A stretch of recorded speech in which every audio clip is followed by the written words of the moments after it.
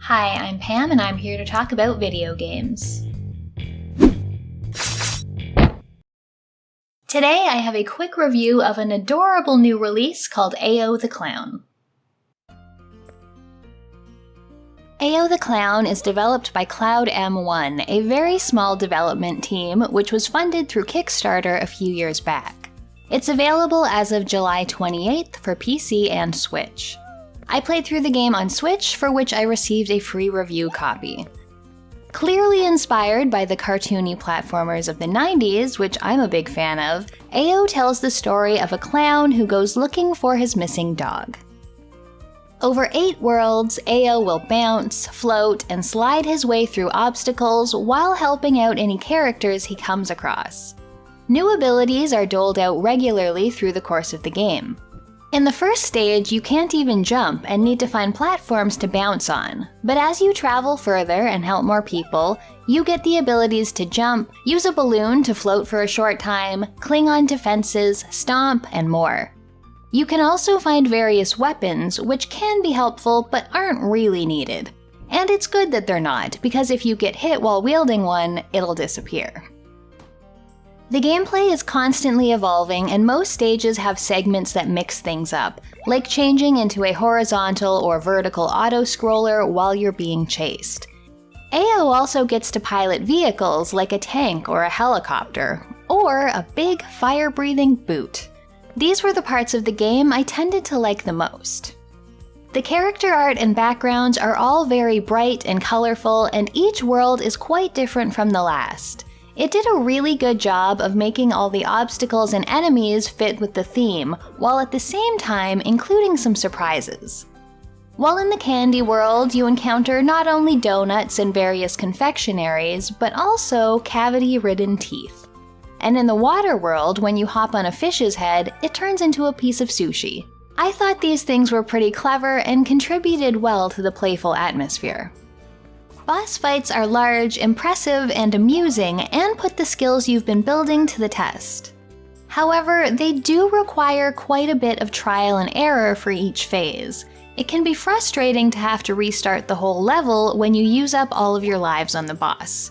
They're certainly the most challenging part of the game.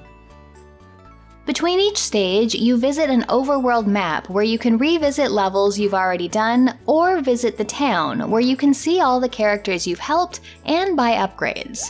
Though from what I saw, there was just one rather expensive upgrade, a bigger balloon that lets you float higher. There are also various areas on the map where you can play a fishing minigame for gems, but it's not all that interesting. Each stage is full of collectibles and secret areas, from the gems you use to buy the upgrade to various cute objects like lollipops and teddy bears. These mostly seem to impact your score at the end of each level, and I never felt overly compelled to seek them all out. I also had a bit of an issue collecting the gems that dropped from defeated enemies. Ayo has a lot of forward momentum, and the gems take a second to spawn. I was usually a ways past them, and running back for each one seemed like a waste of time and a momentum killer. It would have been nice if the gems had a bigger range for collection. My biggest issue with Ayo the Clown, though, is the controls. They're just a bit too loose, and the collision detection isn't great.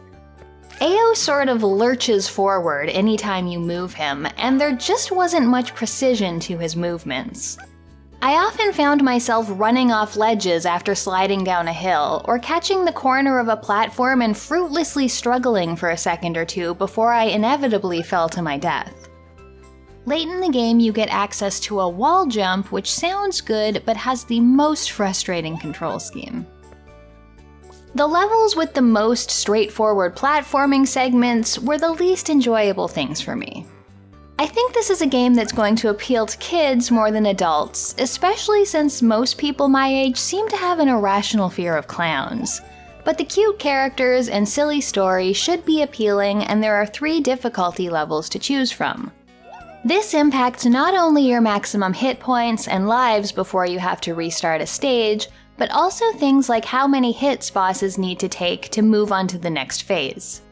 You can change the difficulty as much as you like as long as you're in the overworld map, which is quite nice. Ayo the Clown is adorable, with gameplay that's consistently offering something new and cleverly designed stages. I just wish the controls were a little bit tighter. I still generally had a good time with it, but it's not quite reaching those heights of the 90s platformers that inspired it. If you want to see more, check out another of my videos, like my review of Kid Clown. I have a Patreon if you want to support the channel. Thanks for watching, and I'll see you next time.